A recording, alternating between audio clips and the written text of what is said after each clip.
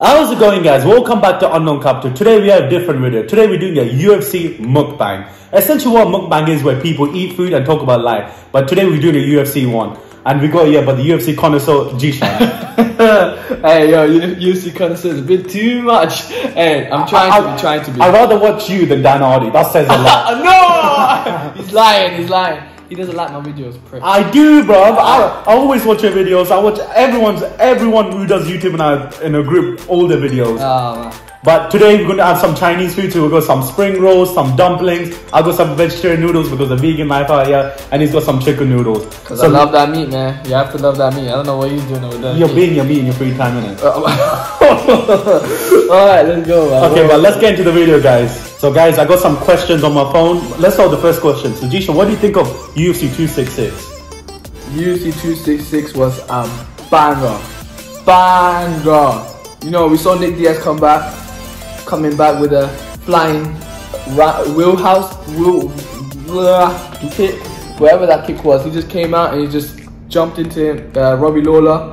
But honestly, that main event was just an absolute banger. I was at the edge of my seat throughout that whole fight. Literally, remember that fight? Literally, we watched it together, and literally, oh my god, Volkanovski was lighting this man up, reminiscent of the Max Holloway and what's his name, Brian Ortega fight. And in the third round with the guillotine, Alexander Volkanovski has been scrutinized because of the two fights that he has with Max Holloway. Because we have a lot of Max Holloway fanboys. Rightly so, he should have fanboys. I understand that, but it's just that give Alexander Volkanovski the respect, and you should be after this fight. You should be. Literally, like that. I was so tired getting into that fight, but as soon as what's the name, Brian Ortega came out with the Purge music and all his cornermen with that, like the Purge mask. It was so good, and then it was one of the greatest fights I've seen in a long time. Like it went so end to end from time to time. Easily one of the greatest title fights we have ever seen in the featherweight history. Like okay, it's Conor knocking out Aldo. No. That's a really good fight, but that was just 2 over 2 quick. You know what I mean? But this one, you got everything for the full 25 minutes. And out in the round 3, when he got on the guillotine and just after that the guillotine, just to scramble him and just attack him was just unreal. Even the Jose Aldo Conor fight, what's better, a comeback during a fight or a fight with just a knockout?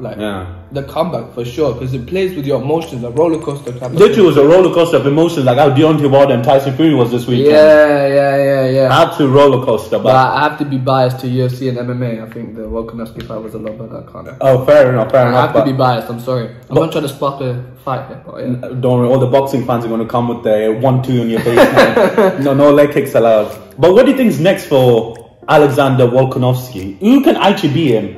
Because Brian Ortega, I thought was the closest guy, but I think Brian Ortega still needs his stand-up still needs to improve a bit more. I feel like his submission game is really good. The game plan was to choke him out, but someone like Volkanovski, who has great all-round, who's so good all-round, is just going to dominate him, and that's what he did. To be honest, even against Alexander Volkanovski, it just felt like Brian Ortega could not settle. And the reason that was is because of Alexander Volkanovski, the way he gives you all those different looks, twists your hip, the feinting game. He comes from City Kickboxing for a reason. They have revolutionized the feinting in your striking. And Alexander Volkanovski has that. And when you saw in the first Max Holloway fight, for example, all those different looks that Max Holloway didn't know how to get going. He just didn't know how to start, because Alexander Volkanovski will be here, there. Head jerking at you, twisting his hips, and you just don't know when to start. And that's what Brian Ortega struggled to do. Because Brian Ortega against Korean Zombie gave all the time to Brian Ortega to settle, to maintain that distance. Brian Ortega didn't have much to think about. But against Alexander Volkanovski, all of these different things, all of these different looks, and then the boxing combos with it, the leg kicks, everything all in totality, it just scrambled Brian Ortega's head. 100%. And with Alexander Volkanovski and Max Holloway, both of those guys, they are at the top of the featherweight division. No one can reach them. Absolutely no one. I feel like the featherweight division is probably one of the most interesting divisions right now. Right now? Really? Yeah, like with the fighters they have, like what's his name? Zabit's always around. Yeah, he's coming back though. He's coming back. Rodriguez is going to fight, what's his name? Max Holloway. And I rate Max Holloway taking fights which are people underneath him in the rankings. Like, currently in the UFC, there's a big problem where no one wants to take a fight who's below them. Every time they just want to go up and up. I think the rankings become a bit of bullshit recently. I do agree. And sorry, I'm already had this mukbang. I'm still trying to get used to it. But Yeah. with Alexander Volkanovski and Max Holloway going back to fight Yair Rodriguez, you can see the mentality. He doesn't want that straight title shot. He wants to earn it again in a way. Even though he doesn't have to, but you could just see the mentality. Like against Kevin Cutter, where you did. Oh. President's a rematch against Volkanovski immediately, but this guy's taking the road. He's like, okay, I want to go fight more people than go for the title, as you said, but he wants that respect. Yeah. He wants to be the guy that's the comeback guy, When he lost to Conor and went on that 14 or 12 fight win streak. Yeah. And he didn't even get his title shot till like the 10th fight that he goes won. He goes first title shot against Ozzy Aldo because someone else dropped out. And it wasn't even him. Okay, yeah, it wasn't even him. So he knows what it's like to work hard to get for that title shot. So he kind of wants to do that again, and plus more time for him to work on his craft against all of these bums in the featherweight division. And then not bums. I'm not trying to disrespect, but I'm just saying compared to Volkanovski and Max Holloway, they are kind of bums. And I think the closest person to challenge them both is Zabit. Yeah. But the only problem with Zabit is that he has the skill set. He's well-rounded. He's good everywhere. His striking is amazing. His grappling is amazing. Everything's great. But what's the problem? His cardio. Bro, this guy's only fought 3-round fights. By the middle of the second round and in the third round, he's already looking at the clock. Why are you looking at the clock? Bro, if that's the case, Volkanovski will run by you. Max Holloway will run by you. Jesus, like he's the only person to challenge them in terms of skill set. Yeah. But he just doesn't have the cardio to do so. That's the annoying thing, and it's pissing me off because he's amazing to watch, man. This guy is a literal Tekken character. Yeah, he's so good. Like the amount of arsenals like weapons he has he can unlock so good. But moving on, what's next for Valentina? She literally dominated. What's her name, Murphy. And her division's broken. Yeah. And the flyweight and the bantamweight division is just broken. Before we talk about Valentina, with Volkanovski, like, what do you want to see him do next? Like, what do you want to see him do next? I want to see him go up. No, lie. You want to see him go up? Oh, I think either go up or go down. I think go up is most likely what's going to happen. Maybe he ain't gonna go down. Maybe if Max Holloway wins his next fight, I think that's what they're going to do. They're going to make the trilogy fight, right? It has to be. That's the only fight which I can see in my thing. How about that idea with Henry Cejudo? Yeah, but Henry Cejudo, I think he's not big enough for the featherweight division. I think in flyweight he was big enough, and then bantamweight he was perfect for him. I understand. In terms of attraction and getting the eyes to watch the UFC, he's not that guy. Yeah. But in terms of his accomplishments, why not? Who is there in the featherweight division to challenge Volkanovski? Who? I can't think of anyone. Nah. Only Max Holloway. But Max Holloway is fine, yeah. And then we have Volkanovski saying that he does want to be active. So why not Henry Cejudo? He has the accomplishments. Double champ, being all the top guy, Demetrius Johnson, Dominic Cruz, TJ Dillashaw. Yeah. The list goes on. I wouldn't mind seeing that fight. But, you know, Volkanovski against someone in the lightweight division. A champion, for example. Charles Oliveira or Dustin Poirier. I think he'll be successful. I don't think so. I think that will be a hard. It will be a hard stair to climb. That's honestly. true. I think.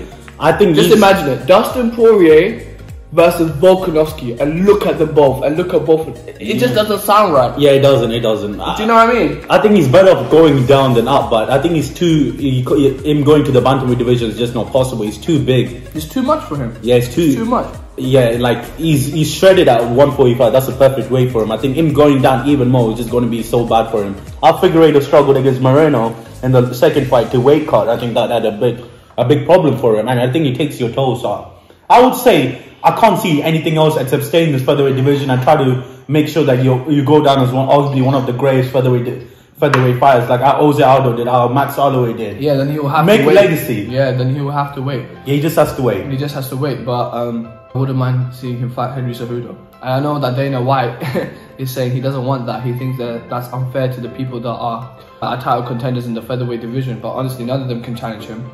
I think that Henry Cejudo is the best option right now for Alexander Volkanovski. It would be so amazing to see that fight. That would be incredible. And if Henry Cejudo beats him, GOAT, triple C, the best ever triple C. Bro, put him back in the GOAT conversation. Give him the respect that he bloody deserves. Do you know what I mean? We talk about he deserves a lot of respect right now. But a lot of people don't want the flyweight and bantamweight division. Yes, of course, and he doesn't bring that traction to the UFC.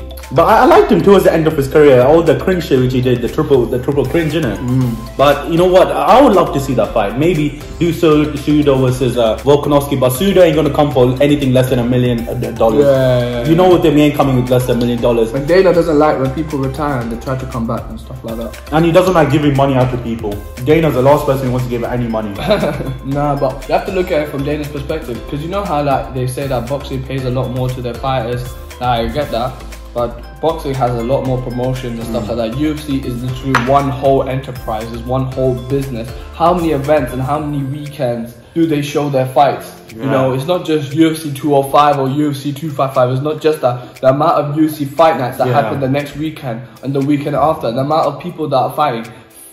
600 people, 600 fighters in their roster. All of those people have to be paid. And I understand that maybe they could put a larger cut to their fighters. But come on, the top fighters, all the champions in their divisions, what are they doing to promote themselves instead of the UFC? Like, there's social media, there's TikTok, there's so many ways to promote yourself, but they choose not to do so. Do you know what I mean? And they expect this much of a big payday. Hey, how many people are you getting to watch your fights? You're not doing much. You just expected the UFC to promote you. So. Like, that's why, like, a lot of people like Sugar Sean O'Malley, because he understands how to promote himself. He knows how to use internet. Like, it's a weird thing to say, because some of these people are like 31, 32. They didn't grow up on the internet, but like someone like Sugar Sean O'Malley, who's like 23, 24. He grew up on YouTube. He grew up on Instagram, Facebook. So he knows how to be the person to make sure that he can make himself the biggest fan, and outside of the UFC he doesn't need to go back and keep on fighting. He can go to another means of promotion and make games and stuff like that on YouTube and stuff like that. Right? So that's like an outlet which people think. Max Holloway does that as well. Joe Rogan has the blueprint to how you can get viewers to watch you fight or whatever. Whatever your main thing is, you need something on the side to bring in that viewership. Joe Rogan has the blueprint. He has his podcast that brings in millions and millions of viewers, right? And even with random guests, Joe Rogan talks about MMA. So when people see that, they will go check it out. That's the second thing that's driving people to go and watch the UFC or MMA in general. And a lot of those UFC fighters just don't have that second thing. Do you know what I mean? But I think the featherweight division, there's only 2 people dominating, but we need to get to Valentina. What's next for her? Valentina, yes. What's next for her? And the flyweight division and the bantamweight division is broken. Because the bantamweight division, which Amanda Nunes is a champion, she's fighting Julia Penn in UFC 269. But before that, she fought Megan Anderson. And I think there's no one in the division to fight. And even in flyweight, Shevchenko's gone through so many people right now. Who else is there? Who's next for? Who's actually next? Bro, there is no one in the flyweight division. Think about it like this. Lauren Murphy, she got a bloody title shot because of 5-fight win streak. Probably her 5th fight that she won in that win streak. People argue she shouldn't have not got that decision. But when you watch Lauren Murphy fight and when we watch all of those fights, look at her. Did you actually believe, who actually thought that she would ever have a chance at beating Valentina? Those are the type of fighters that exist in the flyweight division. There is no one in the flyweight division that can challenge Valentina. Valentina is on a different stratosphere when it comes to these fighters. These fighters are just not good. Her sister's not on the same. She's losing, but which is really confusing because they have the same coach. But some people don't have that mentality. Like Valentina, her sister's recently come around to this MMA thing. Like, but Valentina from day one, this is what she's been doing. This has been her bread and butter for the last 25, 26 years. Fair enough. Like, these female fighters are not being trained the same way these male fighters are, man.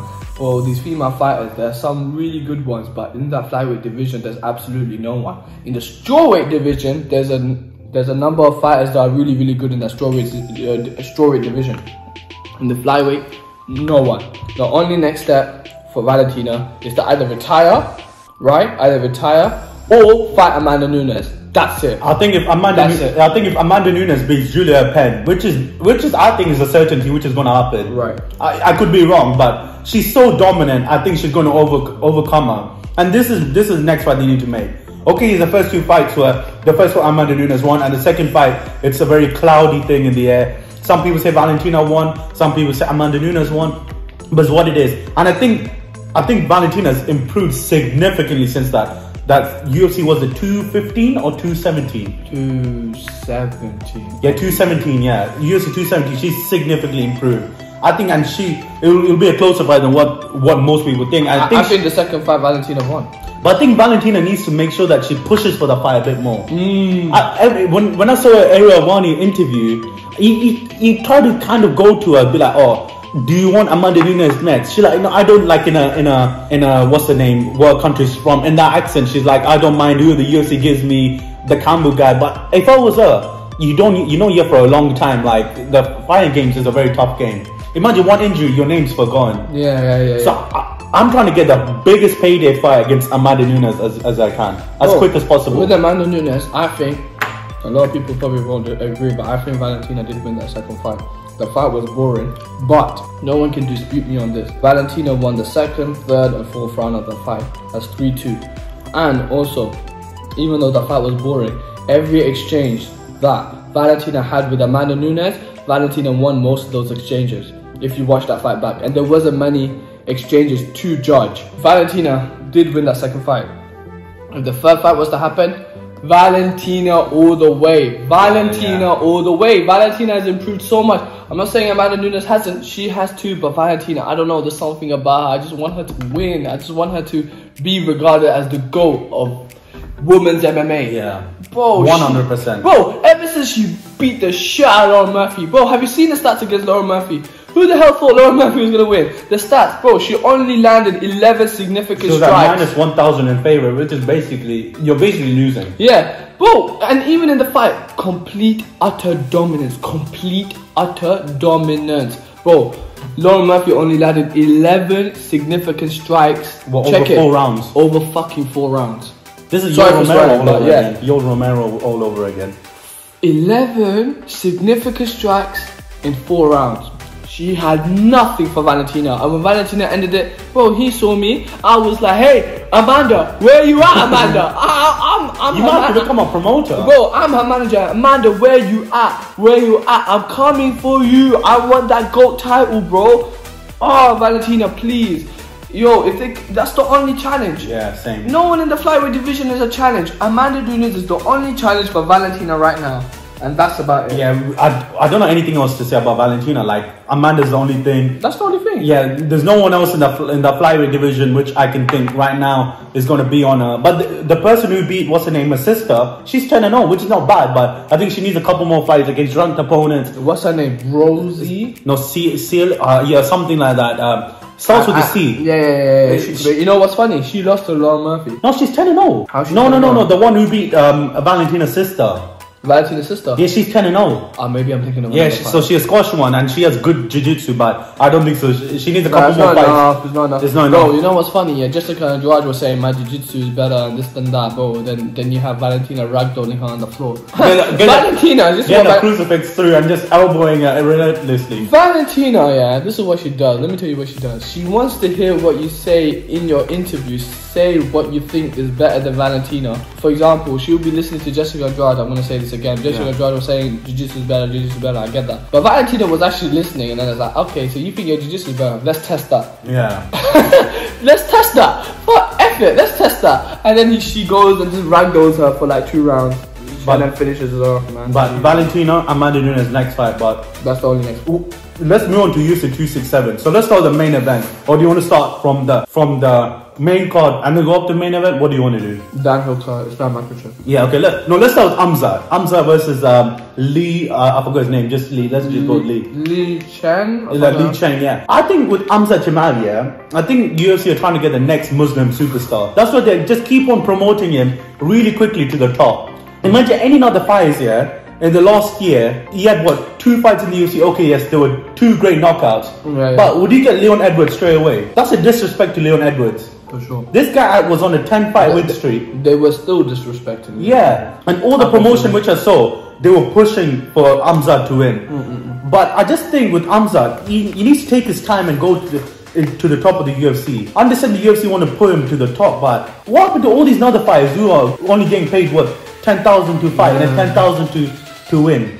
You have to pay the coaches. This guy's not been in a year. But I understand. But at the end of the day, this is the entertainment business. So if you're the more entertaining fighter, you get pushed for bigger shots, bigger chances, bigger accomplishments in the UFC. People, they're willing to give their opportunities to people that they know are going to bring traction to their business. It's a business. It's an entertainment business. Yeah. When you hear Hamza Chimaev, right, fighting one weekend at welterweight and the next weekend in middleweight, when you hear shit like that, that brings people's eyes to him. And when you can see that, and when the UFC can see that, obviously they're going to be pushing this guy and giving this guy the biggest opportunities. No wonder they were going to give it to Leon, who's the least favorite fighter, entertaining fighter, who always looks tired. Every time he does an interview, his face just looks tired.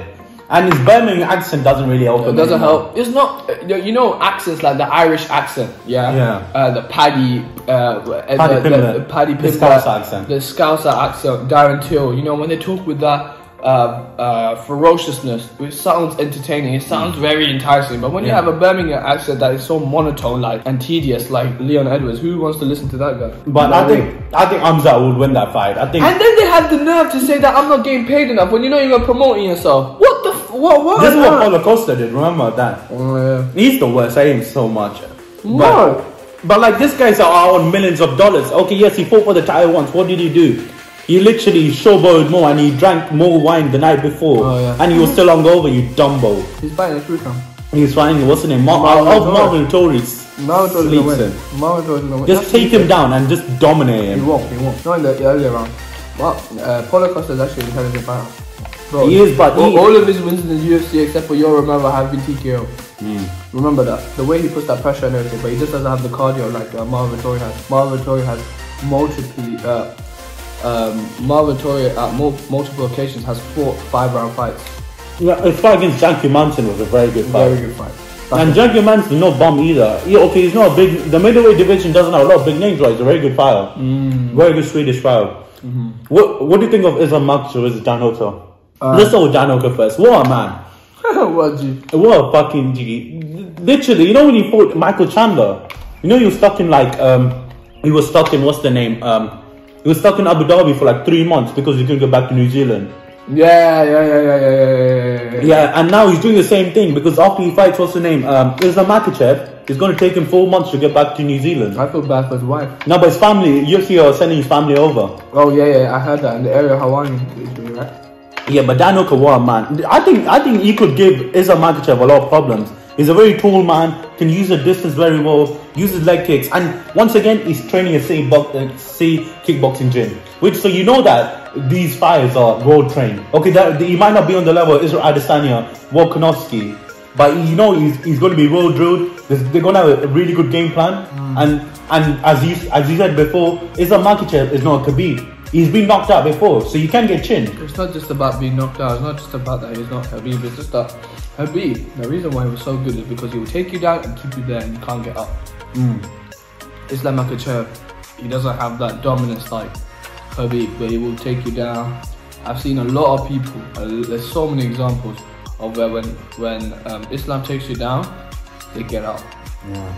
They get up. And Dan Hooker is easily the better fighter. I think I might pick Dan Hooker for this fight, I can't lie. I think I would go Dan Hooker as well. I found a lot of people are going to be like, how can you say that? Habib, Islam Makhachev, but Dan Hooker is no bum. As we said, he's trained with probably one of the Islam Makhachev is going to probably take him down, but I don't know how long he will keep him there. And he's going to have a reach advantage over him as well because he's a very tall fighter. So not just that, look, Islam Makhachev is very skilled, especially on the ground. The way he takes you down, Khabib will just go for that double leg and take you down, and he has some trips. But the way Islam takes you down, he has a variety of ways of taking you down. Everyone's seen the Russian the tie stab video with that American call something. What his name is? We know who we're talking about. But that was so good. The way he distributes his weight was so good. Ridiculous. Imagine he does a fight. He's won already. That's crazy. But It's just that with Khabib, you can't get up. But with Islam, I swear, there's so many fights.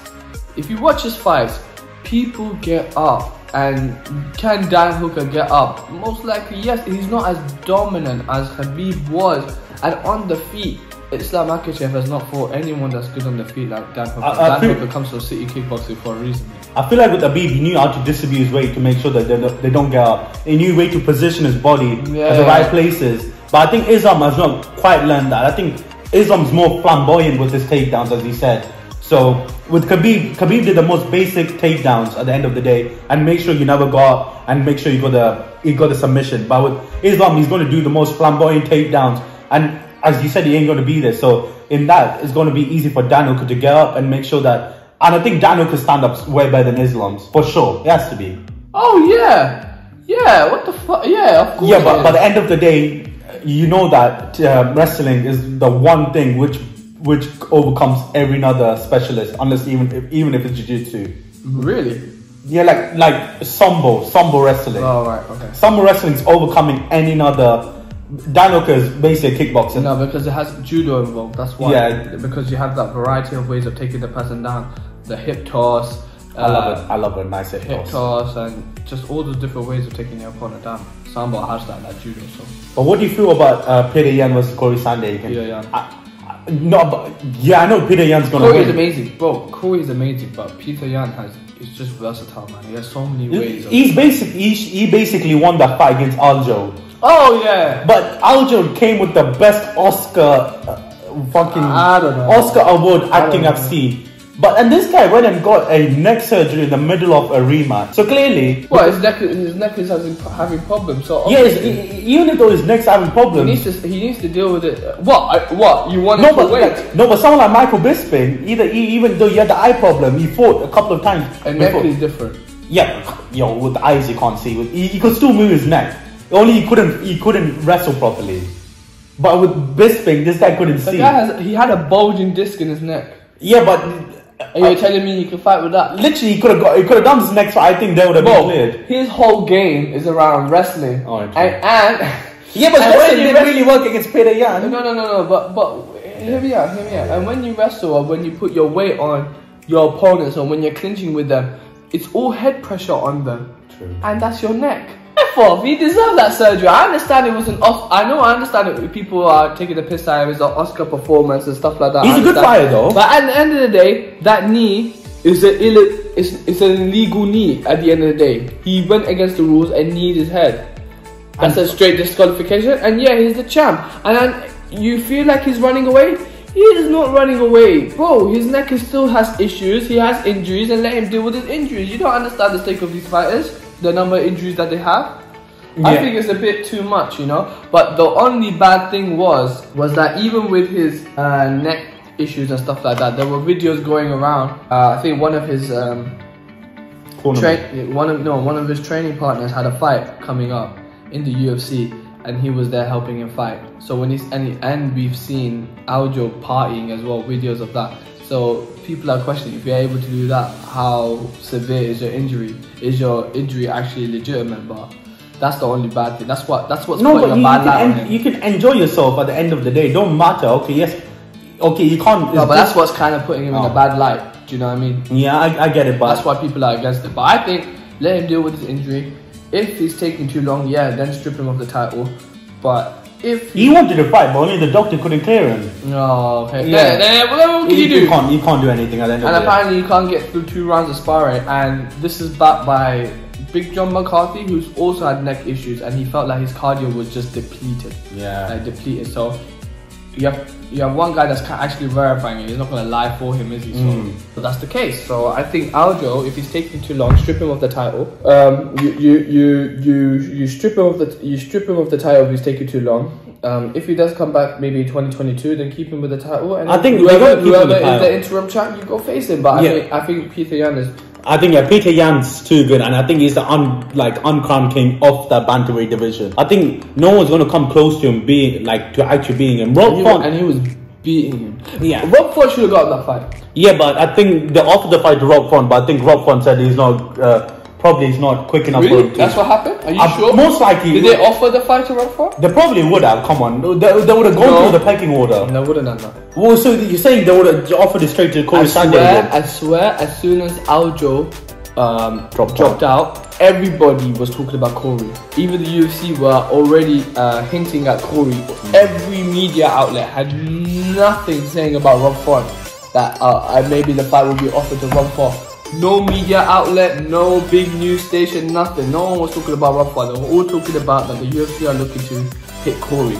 But it just doesn't seem right because Corey is coming off a loss. And I know you think that he won against TJ Dillashaw. I also think that he won against TJ Dillashaw as well. But it just doesn't look good that it's still a loss is still a loss.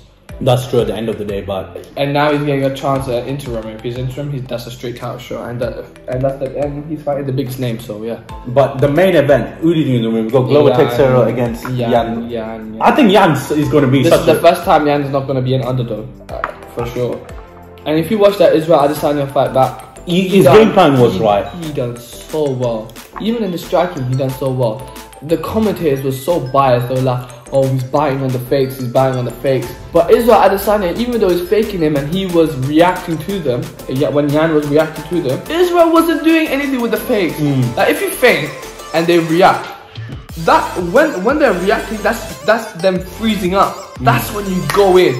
But bruv, Israel was hesitant. He was hesitant. Yeah, because there was such a weight difference at the end of the day. Yeah. And he clearly showed, because when he took Israel down, and it's not easy to take Israel down at the end of the day. Exactly. But the weight was such a big factor. When he took him down, Israel struggled to get back up. And bro, Yan is so explosive. He was just there fainting. He was there reacting to his face, and then he just goes. He just goes. Once you get close, when he feels like that you're in his space, you get mashed up. The way he mashed up Luke Rockhold, the way he mashed up Dominic Cruz. After Dominic Cruz? Dominic Reyes, sorry. Dominic Cruz. No. Dominic Cruz will fuss up. No. You know Dominic Reyes? Yeah. You know, ever since Dominic Reyes lost to him, he can't win after that. He one knockout, and he's not been the same. The amount of leg kicks, remember, he used against him, his fucking side was red. And that knockout was dirty. Against Luke Rockhold, dirty. I think if John Jones faced him, I'm not gonna lie, John Jones will have problems. He would have problems. John Jones had problems. This guy went to a split decision against Thiago Santos, John Jones. But I think Jan Blachowicz, that would be his hardest fight. John Jones would definitely be. For anyone, John Jones is the hardest fight. Like even his wife, the hardest fight. Allow it, bro. Stop making it's peak on his wife, but you know what? Stay out of Vegas. John Jones needs to stay away from Vegas and alcohol. That's two things which doesn't help his life. But Glover Teixeira is a good fighter. He's fought like for John Jones for the title. He unfortunately lost. But I think Yan, that legendary Polish power, is just how explosive he is. His game is so good overall. He can use takedowns. Yan will knock him out. And it's so crazy to think that this guy was once upon a time, he had in his first 10 fights, he had 4 or 5 losses, remember? Some people, that's what Charles Oliveira had a lot of losses, but sometimes people peak at different times. And this guy was 38, 39, and speaking now. That's crazy, but Yan all the way, the legendary Polish power winning. That comeback story to get your title, Brandon Moreno, Charles Oliveira, Jan Blachowicz. A lot of people think a couple of losses at the end of your life, but at the end of the day, you just need to put your head down, make sure you... It's your decision. Even Max Holloway, he lost against Conor, but guess what happened after he lost against Conor? Because before Conor, he lost a couple of fights, then he thought, okay, now I need to get a striking coach, I need to actually put serious time into it. Conor taught him, especially when you see that fight, you could see who the intelligent fighter was. Conor with that distance and knowing when to enter and stuff like that, and that really taught Max Holloway a lot, and he applied that to his style and he made it just even better. But I think Jan Blachowicz is going to dominate that light heavyweight division. I think he'll probably, after John Jones, I think he could be probably the second best light heavyweight champion. Okay, yes, there's Lyoto Machida, there's Shogun Rua, there's Rapid Jackson, Richard Evans, but will you put him there? Lyoto Machida, Chuck Liddell as well. There's Iceman Chuck, but Iceman Chuck is towards the end. He is Shingewa, and that's kind of like a grey area. It doesn't go down as a grade, but no, not just that, but yeah, he does go down as a great, but it's just I don't know how to fit in Jan Blachowicz. No, but like a lot of people don't like seeing like new things happen, right? Changes. Like when someone says, "Oh, someone new could become the GOAT." Oh, right. People are so used to the old people, the old people, the nostalgia. Yeah. But literally, UFC 267 is a great card, and then literally like a week after, we got UFC 268. Like 2 weeks after. No, 1 week. It's a 1 week. Oh yeah, November 29th and October 29th and November 8th, right? 1 week. Yeah. 1 week. That's so crazy. Imagine you get 2 nice cards and 1 Madison Square Garden card. Okay, let's start with, let me tell you the fights we have in that. We got Michael Chandler versus Justin Gaethje, Rose against Zhang Weili, the rematch, and then for the main event, Usman versus Kobe. But let's start with Michael Chandler versus Justin Gaethje. I think it's going to be Justin Gaethje all the way. That leg kicks are too good. Troy Whitman knows how to control his aggression. Aggression, yeah. It's that controlled aggression and against Tony Ferguson. That was a great fight from Justin Gaethje. But even though he performed terribly against Khabib, oh my God. Yeah, but against Khabib, it's Khabib at the end of the day. I'm sorry. I'm gonna come back. I know what you're gonna say. But saying that, Khabib said he was 1 or 2 leg kicks away from actually winning. I don't care, man. I don't care what he says there, but bruv, he tapped earlier than Conor. Yeah, and that guy has wrestling credentials, for God's sake. What the fuck? No, but you said he was going to win all the time. I remember you said Yeah, because why wouldn't you? I thought the wrestling credentials would come save his ass, but it didn't. He got taken down so easily. His defense was not there. But as soon as the fight started, he was running around the center like a fucking mad dog. He couldn't control the center at all. I can't lie, even though Conor has been a bit of a donkey nowadays. Yeah, and I'm pissed off at him. Donkey. But what he said about Justin Gaethje, he's a good analysis of fight. He's a good analyst of fights. I can't lie, because especially after that fight, he said like Justin Gaethje failed to control the center. But with Conor, you saw him controlling the center for the second and the third round. He tried it. Conor has looked probably the best of any fights against Khabib. Yeah. For sure. And he came after 2 years out. Everyone says Dustin Poirier did well against Khabib, got him in the guillotine. And even he said that if he goes arms down a bit more, he could have put Khabib in real problems. Yeah.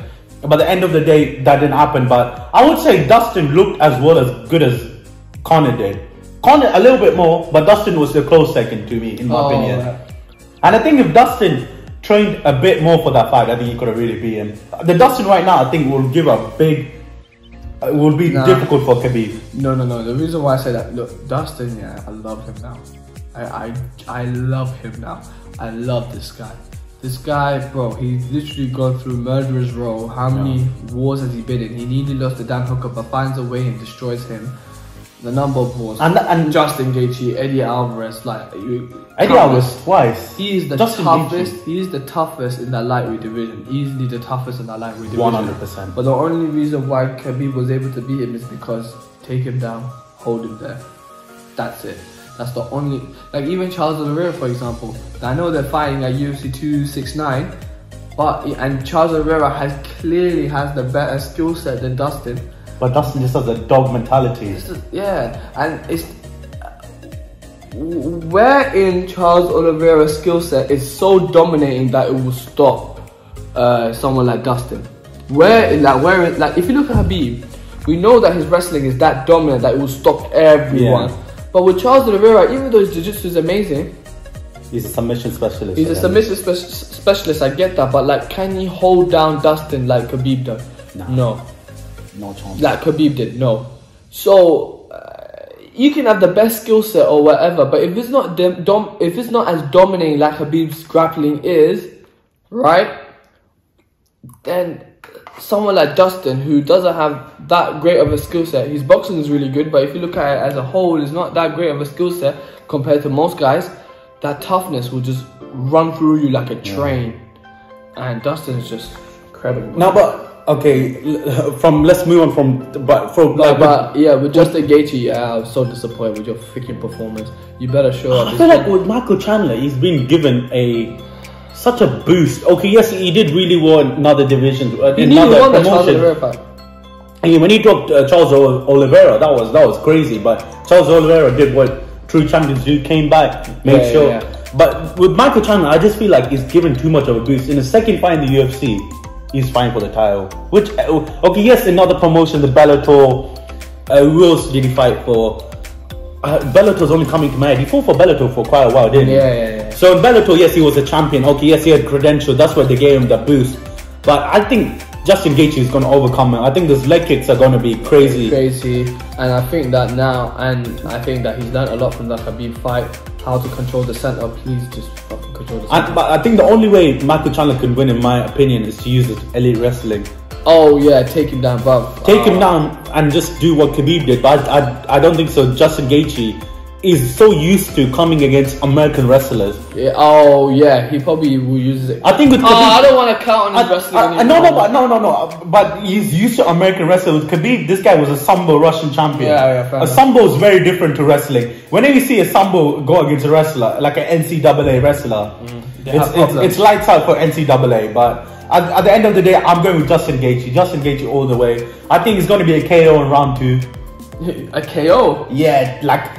if you have Charles Oliveira being able to drop you, then fam. Yeah. But then one Justin Gaethje punch. Gaethje, everything he throws is bombs. I've never seen this guy throw a jab. Okay, against Tony, maybe threw 1-2 jabs, but every time he's out here looking to kill you for every single shot. For sure. Yeah, but for the co-main event, we got Rose versus. I don't know why. I don't understand why this rematch is happening. I think because once again the strawweight division's a bit all over the place right now. The UFC just wants to have access to the Chinese market. That's why. Yes, why. Probably 100%. It's like that knockout was brutal. So okay, so if that's the case, why did Jose Aldo get his rematch? Against Conor. Yeah. I swear they gave him to him, but he didn't take it or something. Are you sure? Yeah. I don't know, but bro, to get knocked out like that, you should not be having a rematch. But at the end of the day, which gives me Zhang Weili she could win. Sometimes Rose doesn't turn up. The Rose which came against Zhang Weili the first time was the best Rose you ever see. Rose has this problem where sometimes she doesn't know how good she is, and she starts questioning herself. But I think with Trevor Whitman and that squad, squad is a lethal squad. Like death squad in UFC, man. It's crazy, but that squad is it's becoming more noticeable now. It's getting a lot more repertoire. Yeah. So because of that, maybe that will boost her confidence that she's a part of this team. Has Trevor Whitman as her side, has her husband on her side as well. I think she will have the confidence that she will still show up for this fight, but I think it will be a much better fight. I think Zhang Weili didn't expect how good Rose was, and she switched up for a millisecond, and then boom, bang, came out of nowhere. That kick was so good. I don't think it will be like that this time. I think it'll go to decision this time. I think Rose will win, but it'll be a decision. I think Zhang Weili could win it. Oh, I think Zhang Weili. I have to look into this, but. It's going to be a great fight. I'm excited for this card is very exciting. I like that. Women are amazing in MMA. They just don't get paid enough. Even though we trashed about the flyweight division because it is trash, but these champions of these divisions, the women, the Amanda Nunes, Holly Holmes, Ronda Rousey back in the day. Now we have Valentina, Rose Namajunas, Zhang Weili, Miesha Tate, Joanna, Joanna's a G. Like all of these women, amazing. That Zhang Weili fight versus Joanna, probably one of the best women fight I've seen. Okay, yes, Joanna looked like Megamind after the fight, but she put every Joanna fight, you're getting the best of Joanna. Joanna's a G. I really wanted to become champion. Joanna is a straight bad motherfucker. 948 days away she went as a champion. 3 years, which is crazy. But for the main event, we got Usman versus Kobe. I love Kobe. I don't care what anyone says, I love Kobe, but Kamaru's banging him up, bro. I think ever since Kamaru is going to Trevor Whitman, their improvements are there. There's different kind of gravy. Bro, the champion has been more active than this freaking contender, man. Like, the champion has been more active. And if you look at Kamaru Usman and his fights, his past 2 fights, you can literally see the improvements that he has made. You can see that he's improving. Kobe fought Tyron, right? Beat him up the same way that he usually does. We haven't seen any improvement. He's not had a fight since Tyron Woodley, right? He's not had a fight. So how do you know that he's going to be better than the last time they should give it to Leon Edwards. Like Leon Edwards, he proved himself for so long. I understand, but like Kobe, again, it's an entertainment business. Think about it like this, yeah. Since Kamaru Usman and Kobe has fought, right? Since that fight happened, there was already demand for the rematch to take place. Oh yeah, because the fight was so close on the scorecards, and then. But I think ever since then, Kamaru Usman has gone to 2 levels up. Bro, he's improved so much. We've seen improvements in Kamaru, but we haven't seen the same improvements in Kobe. So Kamaru is going to be the same type of fight, but it's just that Kamaru is going to be more dominating. It won't be as close as the first fight was. 100%. And like the only chance that Kobe has a way to win is he has to use his wrestling.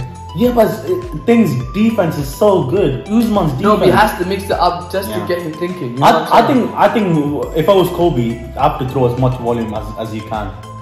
Do what?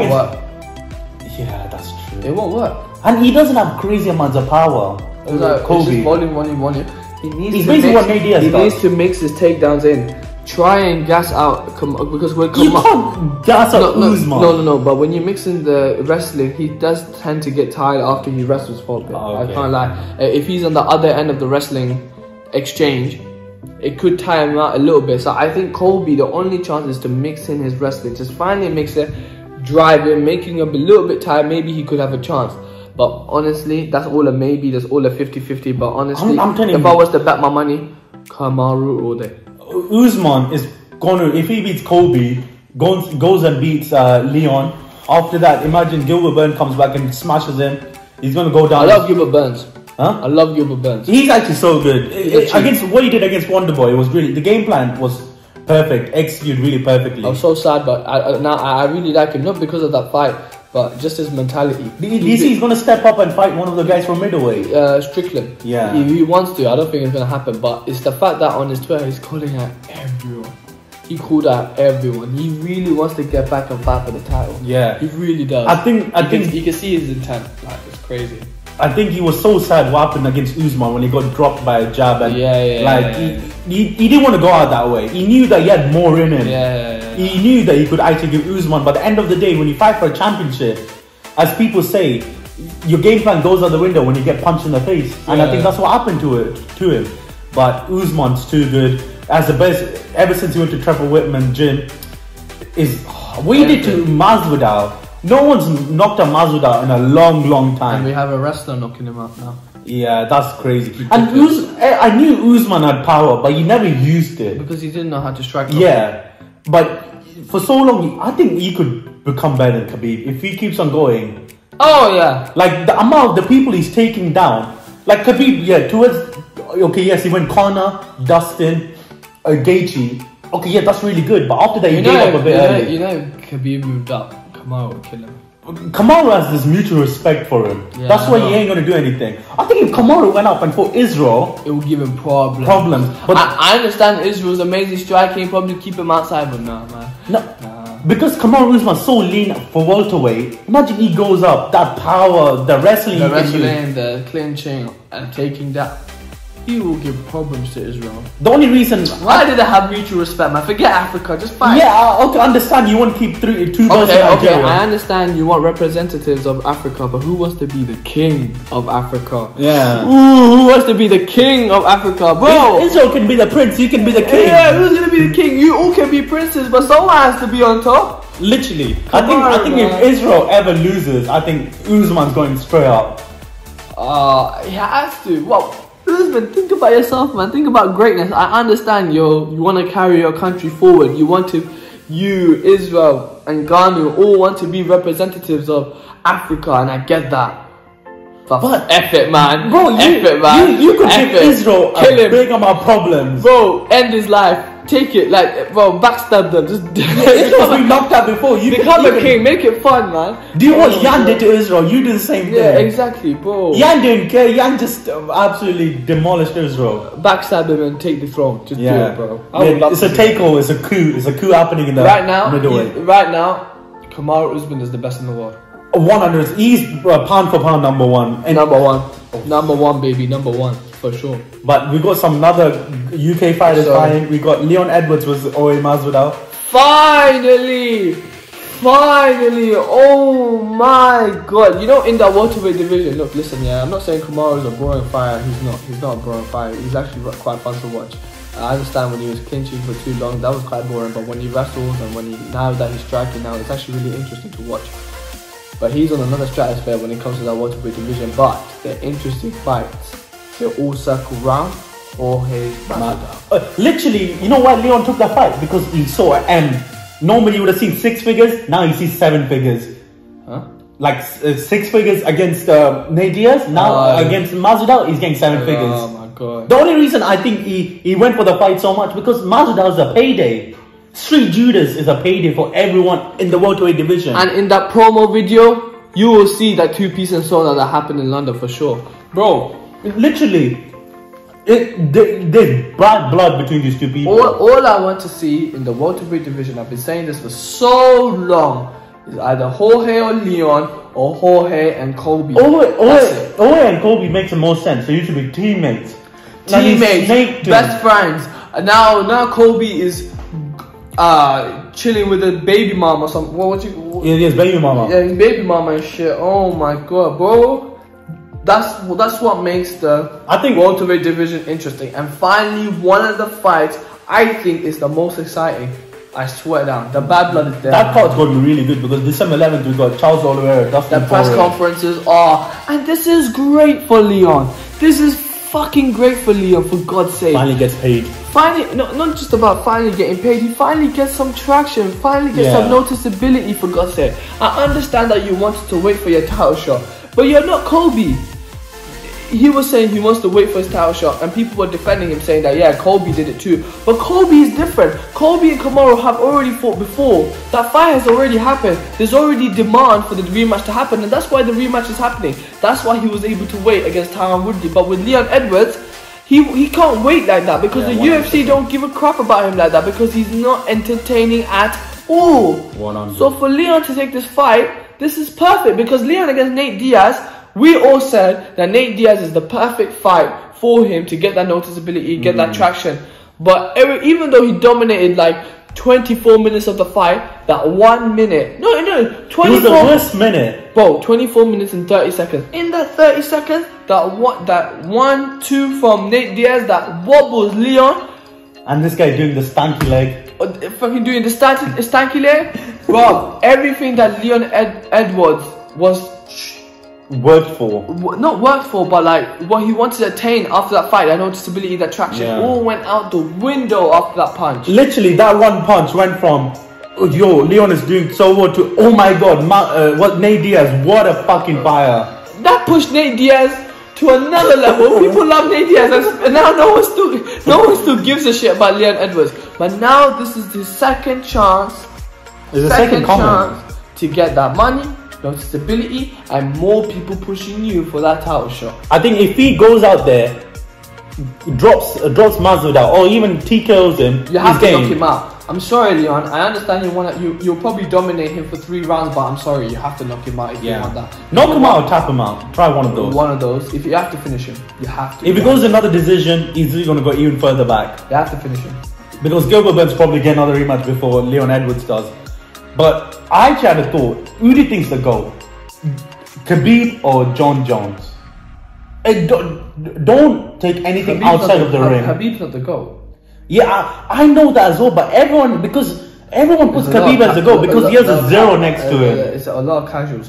Listen, if Khabib was still champion and was still fighting and still defending his title, I'm telling you, title defenses are so important. 100%. I'll tell you why they're so important. The reason being is because when you're champion, you already made it to the top. You need a new level of motivation to keep on fighting and to keep defending your belt. And when you're at the top, everyone's looking to take you down. Everyone has that. And also, I think the motivation to become champion and the motivation to keep your belt, they're 2 different things. And that motivation to become champion is a lot higher. That's what drives fighters. It's driven fighters from the very beginning.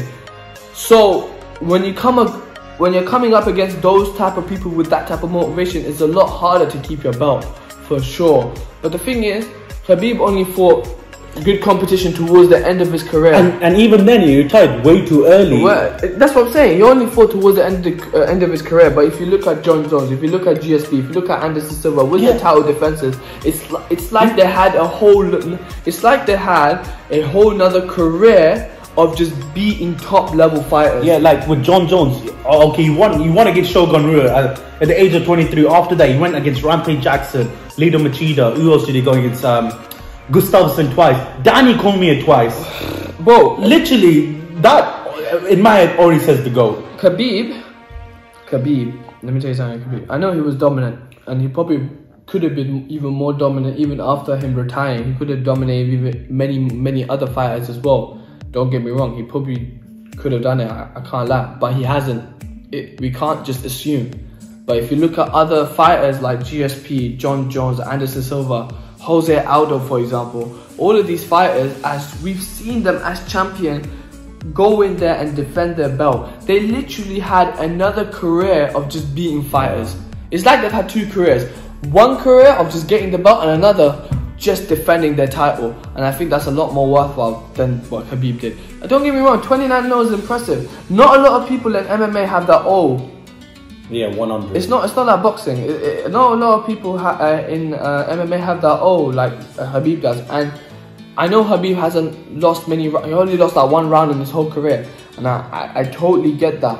But you have to look at it like this: only towards the end he fought tough guys, and everyone before that, they were just journeyman fighters. They weren't really all. They weren't all really all that. And you're trying to. And sorry. Sorry for cutting you off. I will finish on this one point. They weren't really all that, and you're trying to compare him to fighters like John Jones, Anderson Silva, GSP, who had a whole full career, a whole freaking career of just beating top guys. And having those title defenses. Yeah, I'm sorry, I can't. I feel like with Khabib, he could have become champion so much earlier, but he spent too long where he got injured. He took too much time out of the game. Okay, yes, John Jones did the same for getting injured, but no, but like he missed weights quite a few times. Oh, has he? Yeah, like he missed weight. He always struggled to cut down. Yeah. Like it was a big problem in his career, and that I think stopped him from where he could have fought like 3 times a year out. Like Conor was so. He used to fight like at least 2-3 times a year, like how John Jones did. I was like Anderson Silva did. How did GSP did? Okay, yes, GSP took some time out and came back. Anderson Silva did the same thing. John Jones did the same thing. But these people were so dominant as a champ. And you said they had 2 different careers: one for the come up and one as after champion. That's how it genuinely feels like.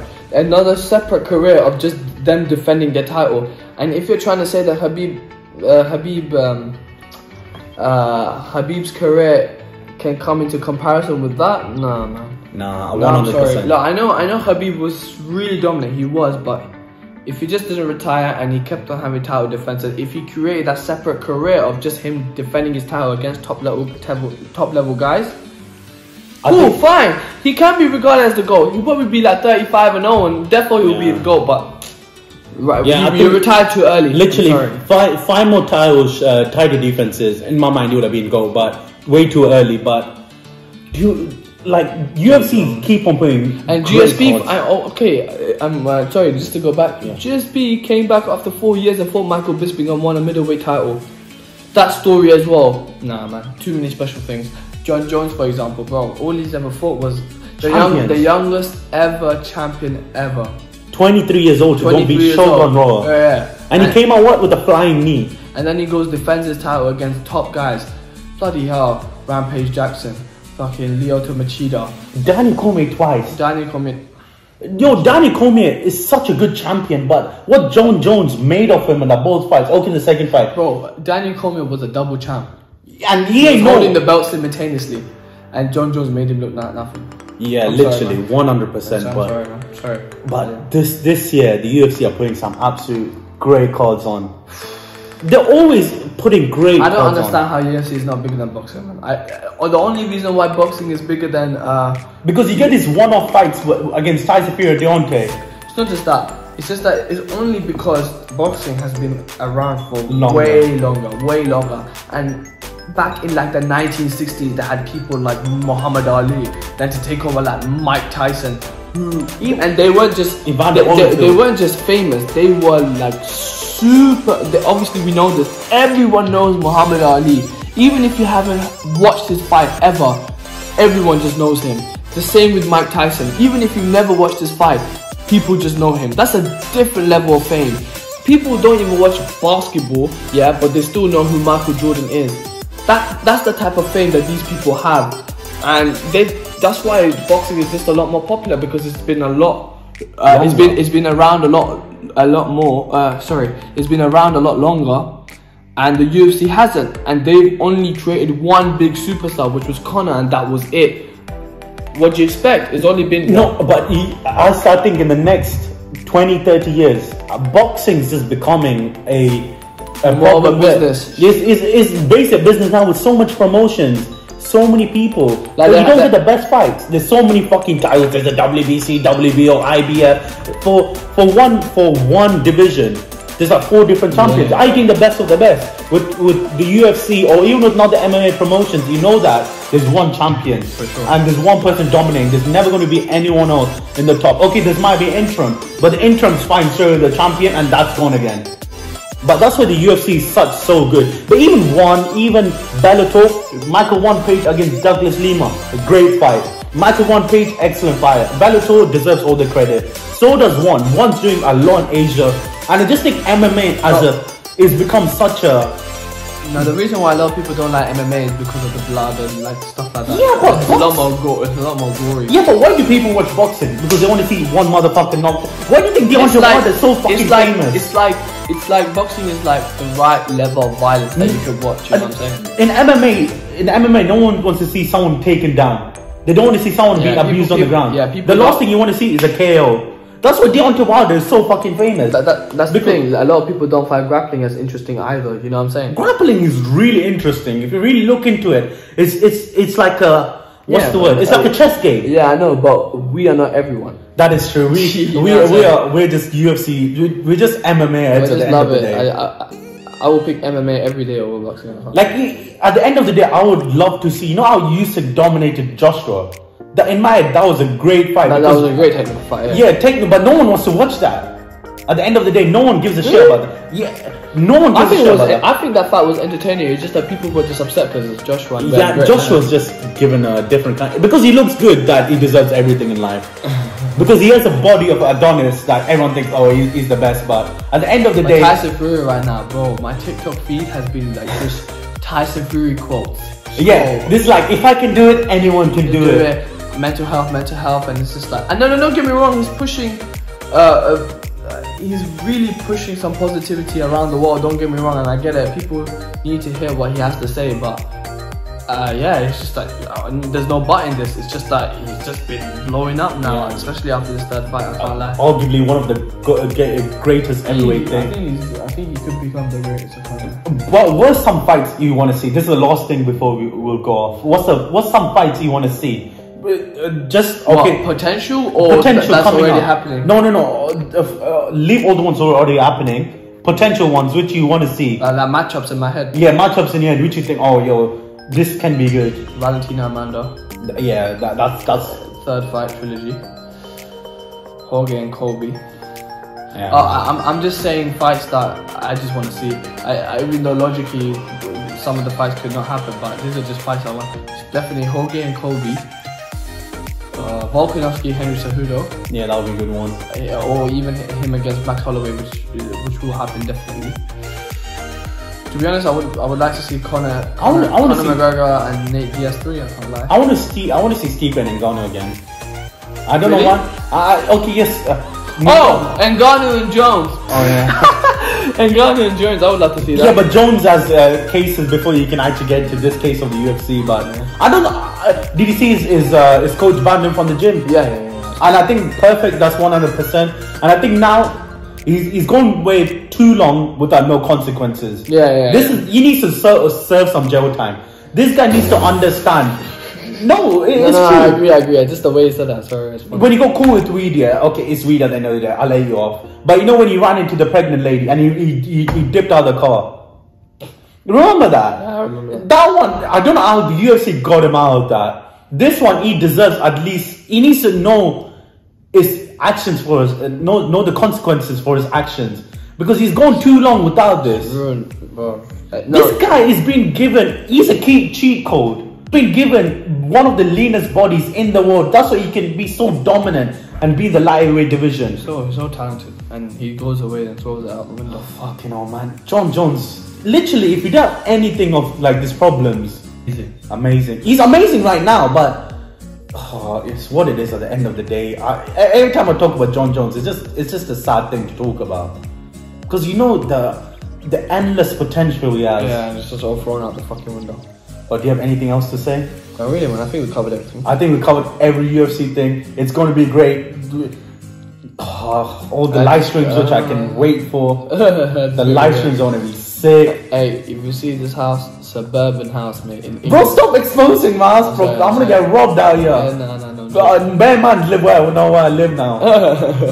But you know what? So let's just end it here. End it here, guys. It's been a great mukbang. We're going to do way more mukbangs. Mukbangs are so fun to do. Yeah.